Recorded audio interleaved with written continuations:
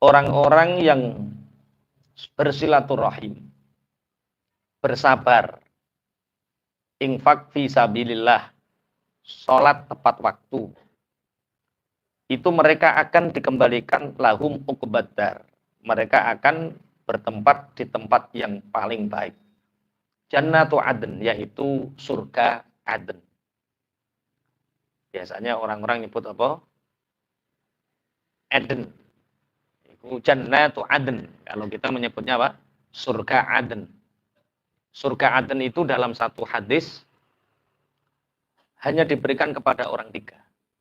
Satu para anbiya, dua para syuhada, tiga para siddiqin. Jadi surga Eden itu, surga Aden itu disediakan untuk tiga orang, tiga golongan anbiya, kemudian syuhada, orang-orang yang mati syahid, yang ketiga siddiqin. Nah, untuk kita, kalau tidak bisa menjadi anbiya, wis ora mungkin iso. Untuk menjadi syuhada, yo masih aman-aman saja. Untuk menjadi siddiqin, derajat siddiqin ini sangat sulit dicapai.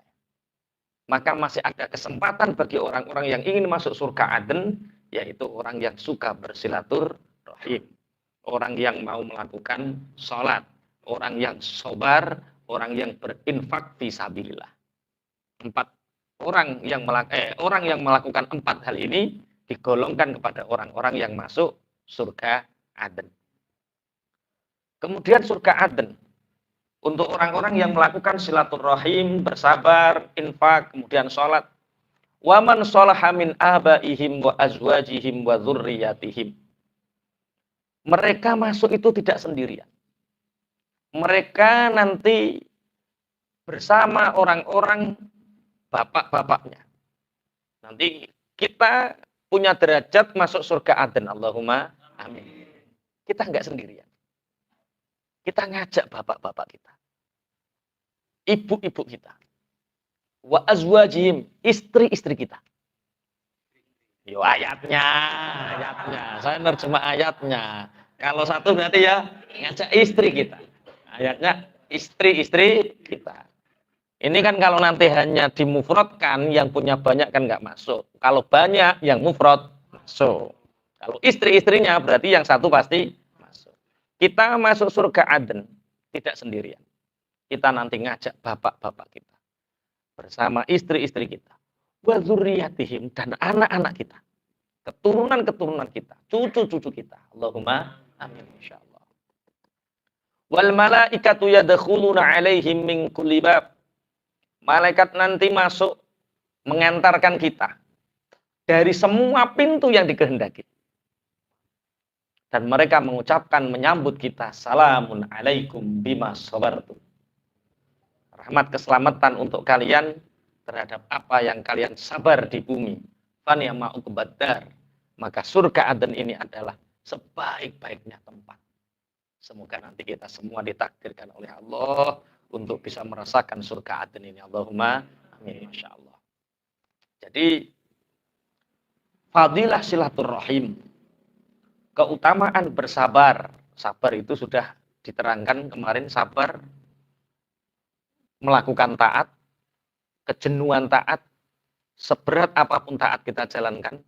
Kemudian sabar terhadap maksiat, maksudnya maksiat di depan mata kita tidak mau melakukan. Yang ketiga adalah sabar terhadap ujian. Yang ketiga adalah infak fi sabilillah, mau berderma, tidak menjadi orang yang pelit. Kemudian mau melaksanakan sholat di awal waktu. Mereka nanti akan masuk bersama bapaknya, istrinya, anak cucunya.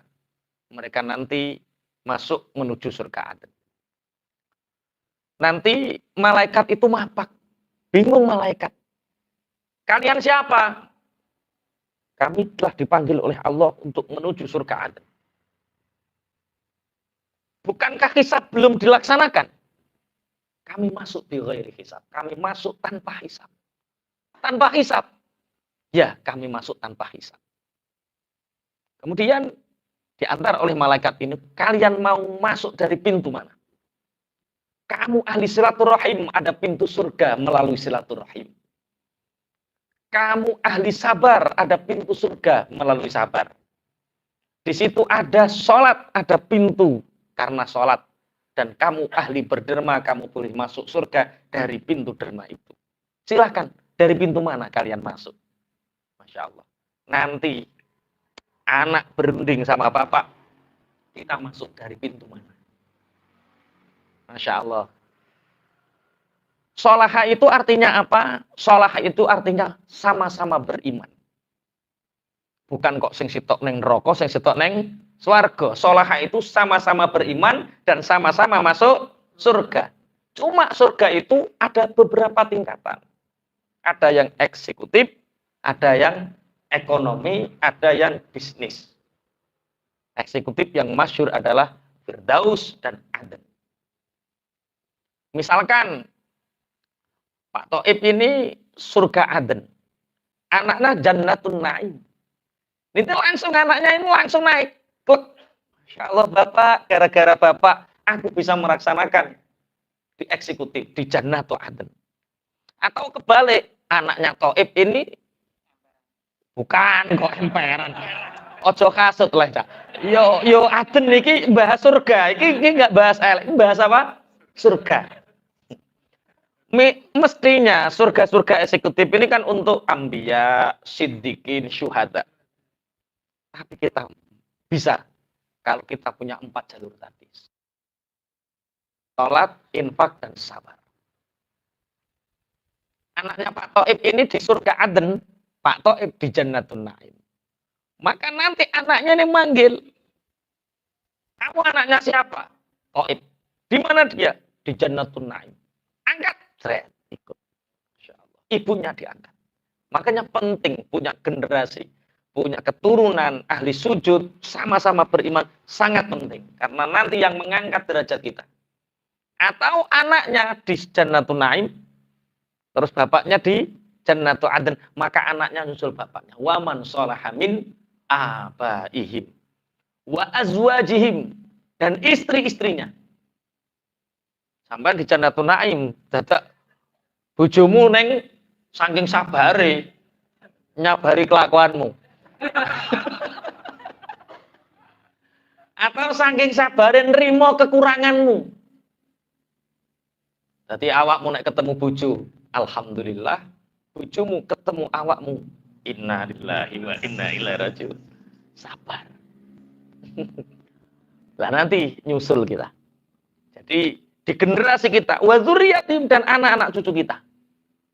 Nanti malaikat akan kaget karena ada orang-orang tertentu yang hisab belum ditegakkan, tapi ada orang yang sudah masuk surga, yaitu orang-orang yang masuk tanpa hisab. Allahumma amin. Semoga kita, anak-anak cucu kita, semoga bersama kita nanti bersama-sama di surga Aden. Allahumma amin. Gawe rutinan to ora ning kono kira-kira. Ning kono iso gawe rutinan iso. Oh iya. Ra kober. Jadi Ustaz Abu Naim widodarine sak kamar 70. Wes godake widodari wis kesel. Nanti apa ucapan salamnya malaikat terhadap orang yang masuk surga Aden? Salamun alaikum bima sabartum. Selamat untuk kalian. Kalian di dunia sabar meninggalkan maksiat. Kalian di dunia sabar melakukan taat. Kalian sabar ketika diuji. Sabar ini fani' mau kebedar. Kita ngaji itu jenuh loh. Pegel. Seperti ini perasaanmu gak jenuh, gak pegel. Pegel. Jenuh. Tapi karena ini taat dijalani. Perasaanmu ninggal maksiat gak berat toh piye? Wah, gak numpak mobil ono kafe. Opo gak kemecer toh? Perasaanmu. Wong semiran abang, semlohe. Perasaanmu gak kemecer. Podo wae. Tapi ngempet. Iku jenenge sabar ninggal no maksiat. Nek awake aja maksiat gede-gede, maksiut ta. Maksiut iku maksiat cilik. Kita sabar melakukan taat, sabar meninggalkan maksiat, itu butuh kesabaran tingkat tinggi. Butuh keseharian, butuh kebiasaan. Orang yang nggak biasa meninggalkan maksiat, maka akan sangat susah untuk meninggalkan maksiat. Orang yang taat, sabar melakukan taat, ini kalau nggak biasa, sulit. Nggak percaya, ojo ngaji. Patang pertemuan. Engkau nggak mokel sampai. Kecuali kok di WA Covid, nggak ngaji mas. Oh ya, kesempatan nih. Oke. Jadi sabar. Tapi yang paling berat adalah sabar ketika kita diuji oleh Allah. Dengan berbagai macam ujian. Maka nanti malaikat pertama nyambut kita komentarnya, salamun alaikum bima sabartu. Selamat untuk kalian terhadap apa yang telah kalian sabari di dunia. Fani ama'u kebadar. Maka sebaik-baik tempat adalah akhirat, atau kita nanti akan masuk jannatu adn. Allahumma amin. Masya Allah. وَالَّذِينَ يَنْقُضُونَ عَهْدَ اللَّهِ مِنْ بَعْدِ مِيثَاقِهِ وَيَقْطَعُونَ مَا أَمَرَ اللَّهُ بِهِ أَنْ يُوصَلَ وَيُفْسِدُونَ فِي الْأَرْضِ أُولَئِكَ لَهُمُ اللَّعْنَةُ وَلَهُمْ سُوءُ الدَّارِ. Sebaliknya, kemarin kita membahas tentang banyak fadilah silaturahim. Walladzina yanquduna ahdallahi min ba'di mitsaqih. Dan orang-orang yang merusak terhadap perjanjian Allah setelah mereka menyanggupinya, yaitu iman. Kita di zaman azali oleh Allah itu sudah dimintai pertanggungjawaban. Yaitu ketika kita lahir di alam dunia, maka kita akan beriman kepada Allah. Setelah mereka merusak perjanjian dengan Allah, dengan mereka menjadi orang-orang kafir, wa yaqta'una ma amarallahu bi ayyusala, dan mereka memutuskan sesuatu yang Allah memerintahkan untuk menyambung. Mereka tidak silaturahim, tapi mereka qati'ur rahim. Mereka tidak menyambung tali silaturahim, tapi memutus tali silaturahim. Sebagaimana kemarin dua orang yang bersaudara yang tidak saling bertegur sapa, yang hatinya tidak saling ridho, akhirnya walaupun sebaik apapun dia, ternyata dia berada di barkhut, pelengin rokok jahanam, hanya karena tidak rukun sama saudaranya. Qati'ur rahim. Wa yufsiduna fil ard, dan orang yang merusak di bumi, membuat kerusakan. Fasad itu kalau dalam ilmu tafsir, makna pertama adalah kekufuran. Makna kedua adalah maksiat.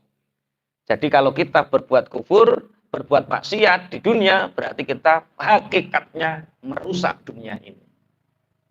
Kemudian makna merusak yang kedua adalah dengan kita merusak alam semesta ini dengan perilaku kita.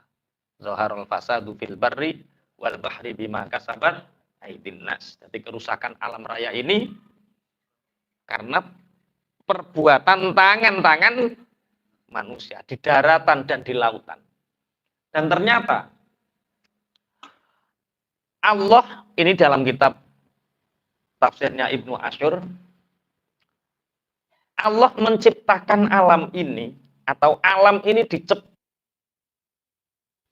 itu dengan sistem yang selaras dengan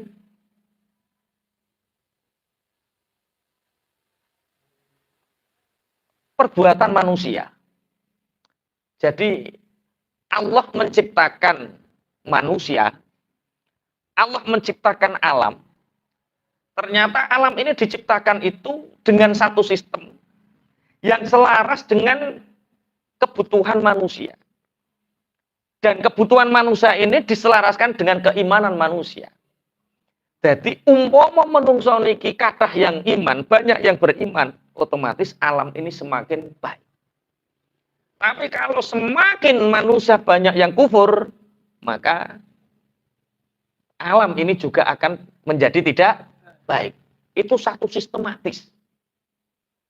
Satu sistem yang berhubungan kali ayat wa yufsiduna fil ard. Kalian merusak bumi.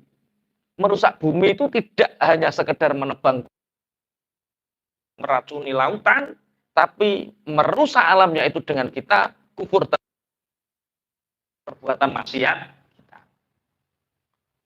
Ketika banyak orang yang sudah kufur, pangapunten, maka kalau di daratan semakin panas, lautan semakin tercemar, itu tanda bahwa bumi ini semakin banyak orang yang bermaksiat, bumi ini semakin banyak orang yang kufur kepada Allah Subhanahu wa taala. Kemudian satu ketika orang-orang seperti itu tempatnya di mana? Ulaika lahumul la'natu wa lahum su'ud dar. Orang yang tidak beriman, orang yang memutus tali silaturahim, tidak beriman berarti otomatis tidak sholat, otomatis tidak sabar. Wa yufsiduna fil ard, dan mereka merusak bumi. Ulaika lahumul la'nah. Bagi mereka laknat. Walahum su'ud dar, dan bagi mereka seburuk-buruknya tempat, yaitu neraka di akhirat. Na'udzubillah, tumma na'udzubillah. Tapi orang kafir akan membantah dengan ayat ini. Ada seorang kafir yang bernama Abdullah ibnu Abi Umayyah.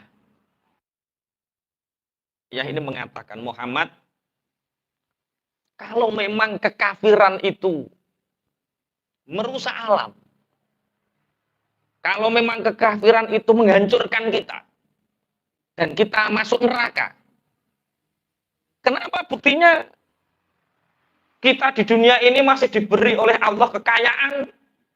Delok kok kanca-kancamu melarat-melarat, kita yang kafir kaya. Sing duwe tol ini wong kafir atau wong Islam? Sing duwe pesawat kuwi lho sing mbok haji mbok tumpaki kuwi lho. Kuwi wong kafir apa wong Islam? Sing duwe hotel ning pinggir-pinggir Mekah kae iki investore wong kafir apa wong Islam? Sampai sing gawe klambi ihrammu kuwi wong Cina. Lha iku tenan lho. Mereka akan mengatakan seperti itu kalau memang kekafiran itu merusak alam. Buktinya kita lebih kaya daripada orang-orang yang beriman. Kita lebih kaya daripada orang-orang mukmin. Akhirnya turun ayat. Allahu yabsutur rizqa liman wa yaqdir wa farihu bil hayatid dunya wa mal hayatud dunya fil akhirati illa mata'.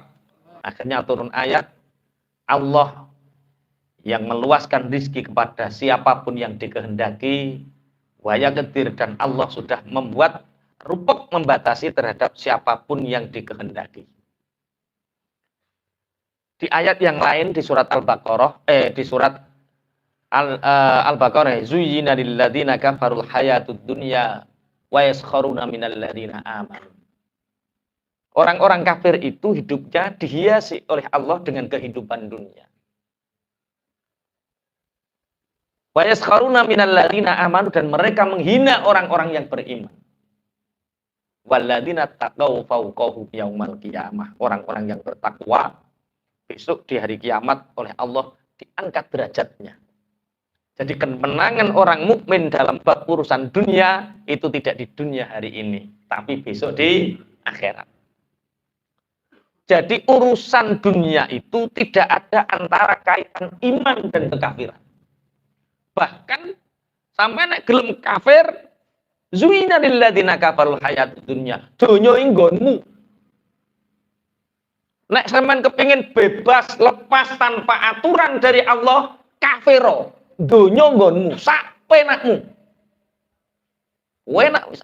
Mergawe ora ana pelanggaran fikih muamalah gak ono. Kerja nggak ada halal, haram.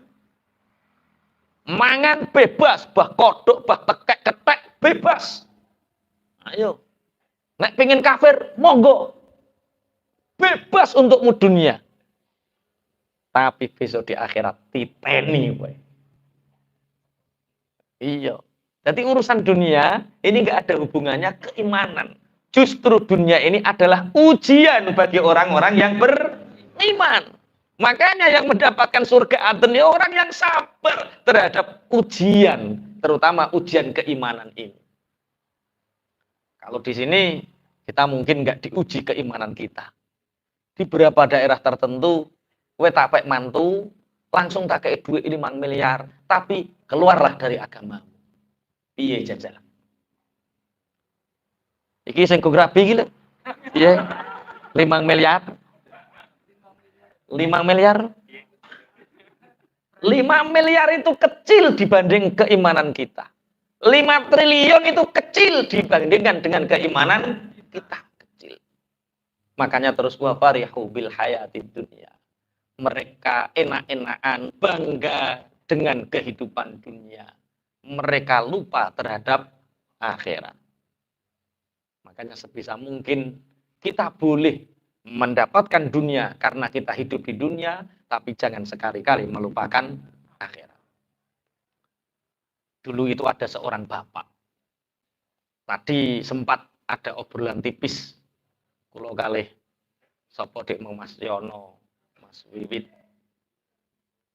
Orang itu kadang Masya Allah dengan anak istrinya. Orang tua biayai anak belum sempat beribadah. Duwe putune dibandani neh. Orang tuanya belum sempat ibadah. Mikir buyut, urung sempat ibadah, mati. Makanya ada satu cerita, ini kisah nyata. Ada seorang bapak itu punya 3 anak. Anaknya yang pertama namanya Anis. Siapa jenenge? Anis. Ini cerita nyata. Anak yang kedua namanya Harben. Anak yang ketiga namanya Amsal. Anak yang pertama ini ganteng, pinter. Sehingga anak yang pertama ini selalu diperhatikan oleh bapaknya. Anak yang kedua Harben ini prestasinya meningkat, kekayaannya meningkat, kaya raya. Sehingga anaknya yang kedua ini juga selalu diperhatikan oleh bapaknya. Anak yang ketiga ini agak disia-siakan.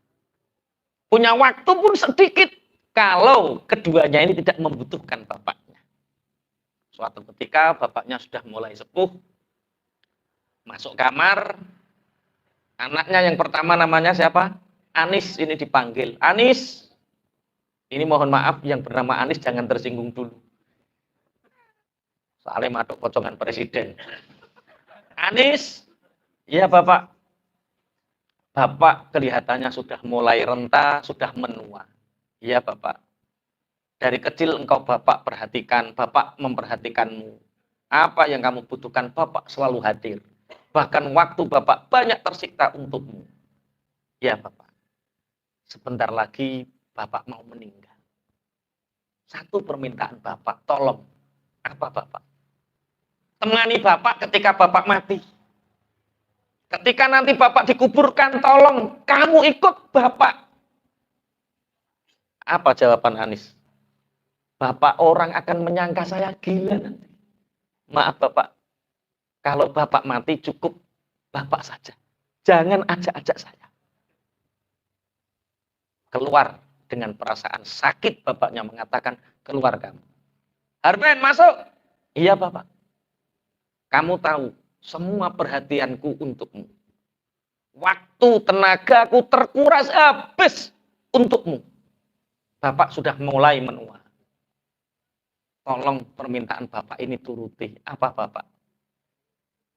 Sewaktu-waktu bapak mati, tolong ketika bapak dikuburkan, kamu juga ikut masuk ke liang lahat dan ikut dikuburkan. Bapak, kantor saya cabangnya semakin banyak, klien saya semakin banyak. Bagaimana mungkin aku mengikuti bapak? Dengan kecewa, bapaknya mengatakan, keluar kamu. Akhirnya anak yang terakhir namanya Amsal dipanggil. Amsal, iya bapak. Maafkan bapak nak selama ini sering menyia-nyiakanmu. Waktu bapak habis untuk Anis sama Harben. Kamu hanya tak kasih waktu sedikit sekali. Bahkan tidak ada 5% dari waktu bapak. Ini sebentar lagi kelihatannya bapak mau meninggal. Bapak minta satu nak. Apa bapak? Temani bapak ketika bapak di liang lahat. Apa jawab Amsal? Kemanapun bapak meninggal. Kemanapun bapak pergi baik di alam kubur atau alam akhirat. Aku akan selalu menemani bapak. Tidak peduli apa kata orang. Aku akan membela bapak mati-matian. Bahkan di alam kubur atau di akhirat. Dari cerita ini apa yang bisa kita ambil kesimpulan? bahwa kadang yang kita kejar, kadang yang kita prioritaskan ternyata tidak bisa menemani kita. Anis itu singkatan anak dan istri.